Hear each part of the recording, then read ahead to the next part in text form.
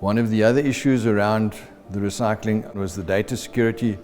Currently about $3.8 billion per case is being registered in the United States where data breaches have taken place, and those breaches have come from the recycling fraternity that are not doing their jobs properly because they don't have the compliance. And I believe that one of our biggest challenges that we face in South Africa is that so many enterprises are being developed where people are given money and they are told to get on with it and they get no support. We don't believe in that because ultimately you're just setting those people up for failure.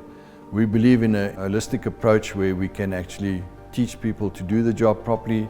We can support them so that by the time we've finished that project with that client, A, it's a sustainable business, and B, they will remain loyal to us on an ongoing basis, and it stimulates the economy. We also have the issue around companies are audited by various bodies to ensure that they comply to all forms of legislation within their businesses, and these recycling certificates are issued so that they have a chain of custody documentation and they can then audit those documents, and they are also found to be compliant. So we work very closely together in terms of helping the clients to be compliant within their own legal obligation and ensuring that the devices are recycled properly. We also look at different methodologies whereby we try and maximize the return on investment of the devices to the client so that they can get back as much as they possibly can out of it, because ultimately there's an emotional connotation where people are